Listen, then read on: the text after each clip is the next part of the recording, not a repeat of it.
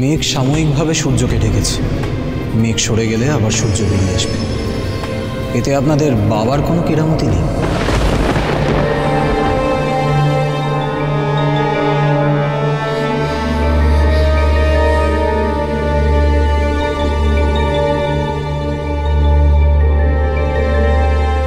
মেঘ সরে গেছে নিজের নিয়মে, কিন্তু আমার ক্ষমতায় যদি এবার সবাই সন্দেহ প্রকাশ করে।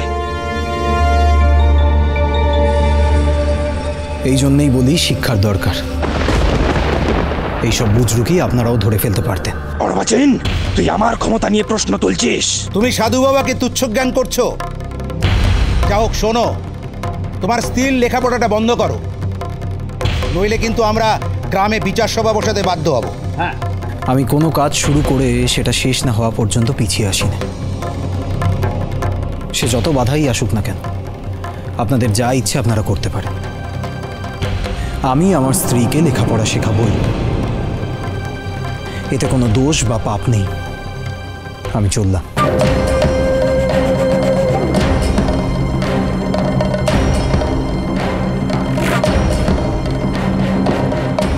এত সাহস এই যুবকের, যে গ্রামের সমাজপতিদের চোখ রাঙায়, নির্দেশ অমান্য করে। ছি, এর একটা বিহিত করতেই হবে আপনাদের, করতেই হবে, নইলে তো এই গায়ে কেউ আপনাদের মানবে না। ভেবে দেখুন আমি ঠিক বলছি কিনা।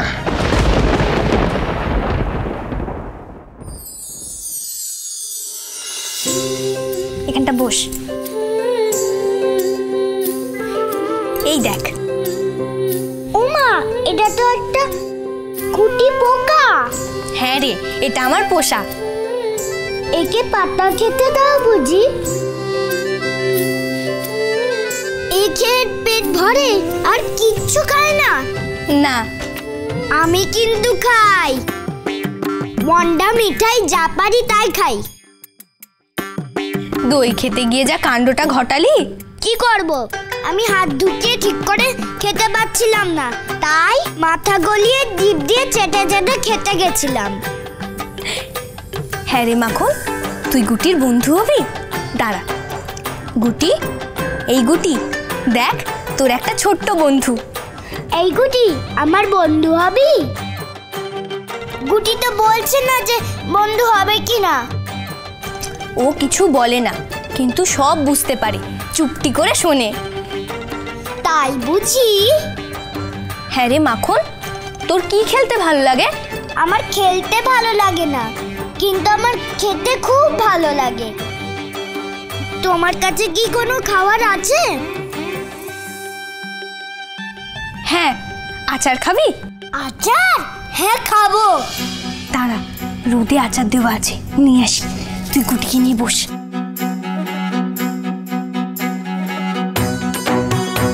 এই গুটি, আচার খাবি?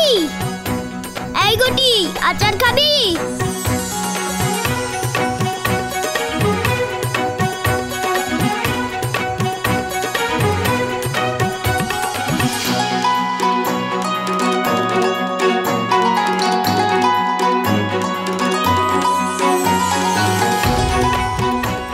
বাহ, কি ভালো খেতে।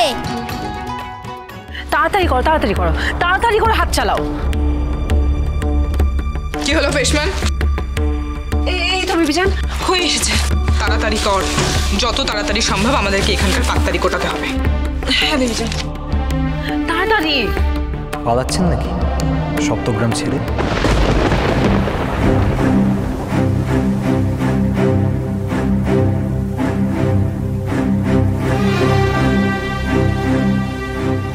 পালাবো কোথায় শর্মামশাই? এই পৃথিবী ছেড়ে পালাবো বললেই কি পালানো যায়? ডাক আসার জন্য অপেক্ষা তো করতেই হয়।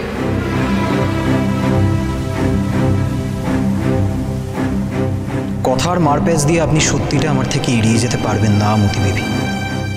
আপনি যেখানেই যান না কেন, যাওয়ার আগে আমার কয়েকটা প্রশ্নের উত্তর আপনাকে দিতেই হবে। সোজা কথা সোজা করে বললেও অনেক সময় বোঝা যায় না স্বর্ণমশাই। তবু বলুন, আপনার কি প্রশ্ন? সেদিন কি অভিসন্ধি ছিল আপনার?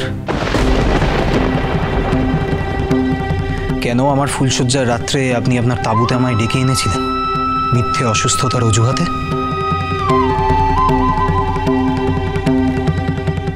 আপনার কেন মনে হলো সেদিন আমার শরীর খারাপটা আমার মিথ্যে অজুহাত ছিল? আমি সেটা জানি। জানেন? সত্যি? আমি যে আপনাকে মিথ্যে অজুহাতে ডেকে পাঠিয়েছিলাম সেটা আপনি জানতেন বুঝি? জানতাম না, কিন্তু আপনার সাথে কথা বলে আপনার হাবভাব দেখে আমার বুঝতে সেটা অসুবিধা হয়নি। আর একটা কথা, আপনি আমাকে বিষাক্ত ধোঁয়া দিয়ে মারতে চেয়েছিলেন কেন? জ্ঞান তো আমার সাথে তো আপনার কখনো কোনো শত্রুতা ছিল না। আপনি যে ভাবতে পারলেন আমি আপনাকে মারতে চেয়েছিলাম? আমি কেন এরকম চাইবো বলুন তো? সেটাই তো আমিও জানতে চাইছি। আপনার ধারণা সম্পূর্ণ ভুল শর্মামশাই। তাহলে সত্যিটা কি মতিবিবি? আমার ভুল ধারণা আপনি ভেঙে দিন। অনেক সময় অনেক প্রশ্নের উত্তর দেয় শর্মামশাই। কোনটা ঠিক কোনটা ভুল সেটা না হয় সময়ের মাপকাঠিতেই বিচার হবে। এখন যেটা আপনার ভুল বা অন্যায় বলে মনে হচ্ছে সেটা পরে হয়তো আপনার ঠিক বলেও মনে হতে পারে। আপনার হেয়ালি কথার উত্তর কিন্তু আমার প্রশ্নের জবাব নয় মতিবিবি। আপনার কথাবার্তা চালচলনে একটা গভীর রহস্য আছে। আমি রহস্যময়ী বলেই তো আমি মতিবিবি। तमाम হিন্দুস্তানে থাকছে কথা। আপনার আমার কোন চালচলন দেখে মনে হলো যে আমার মধ্যে একটা গভীর রহস্য আছে? প্রথমত, আপনি জানলেন কি করে আমি বাঁশি বাজাতে পারি? এমনকি বাড়ির সবাই কে কোন ঘরে থাকে তাও আপনার অজানা নয়। এটা কি করে সম্ভব মতিবিবি? আপনি তো সপ্তগ্রাম কেন বাংলা মুলুকেরই মানুষ নন। তাহলে সুদূর দিল্লিতে বসে নবকুমার শর্মার ঘর বাড়ি লোকজন সবকিছু পুঙ্খানুপুঙ্খ জানলেন কি করে? কি হলো বলুন, জবাব দিন।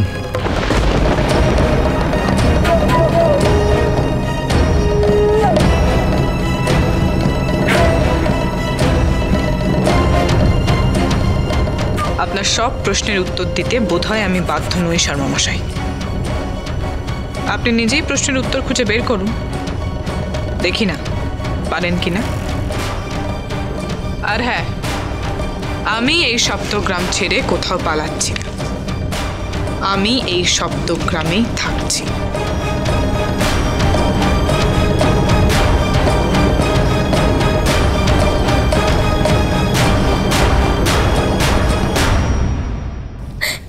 বৌমা, নব ফিরেছে।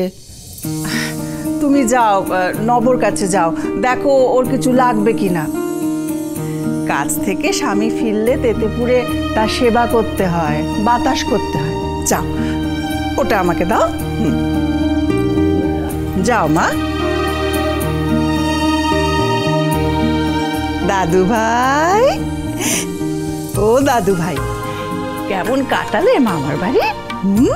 দাদু ভাই নাড়ু খাবে? নাড়ু? হ্যাঁ, চলো চলো, আমার কাছে অনেক নাড়ু আছে, চলো তোমাকে খাওয়াবো। চলো চলো চলো। ওমা, তুমি এসে গেছো? কখন ফিরলে গো? ভাগ্যিস মা বললো তুমি ফিরেছো।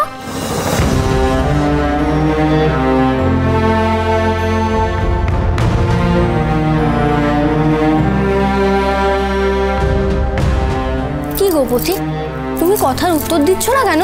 কি বলবো কি, দেখছো তো এখন ফিরেছি। আজকে বাড়িতে মাখন এসেছে জানো, ভারী মজার ছেলে। আর কি পেটুক দই খেতে গিয়ে তো হাঁড়িটাই মাথার মধ্যে আটকে ফেলেছিল। ওর সঙ্গে আমার ভারী ভাব হয়েছে জানো। কি গো পথিক, তুমি উত্তর দিচ্ছ না কেন? কি হয়েছে গো তোমার? আমি সেই তখন থেকে বকবক করে চলেছি, তুমি সাড়াই দিচ্ছ না। ও পথিক, তুমি সাড়া দিচ্ছ না কেন? থামো তো, খালি কথা আর কথা, এত কথার কি আছে?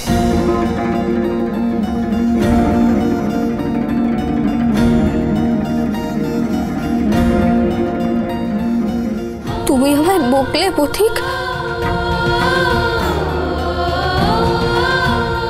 কপাল, কপাল, কপাল যেও না কপাল, শোনো আমার কথাটা। আমি আসলে অন্য বিষয় নিয়ে চিন্তা করছিলাম। তুমি কিছু মনে করো না কপাল, রাগ করো না কপাল। আমি তো বলছি আমার ভুল হয়ে গেছে। আমি খুব বকবক করি, তাই না? করলে করবে, তুমি যেমন তেমনই থাকবে, আর কেঁদো না।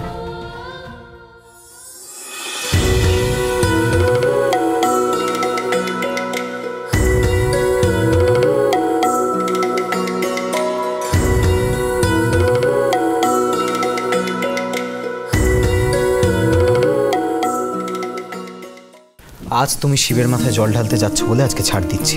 শিবের মাথায় জল ঢালবো? এখানে যে কারণে আসা সেইখানে আসছে তো আজকে বাবা। আসবে না মানে?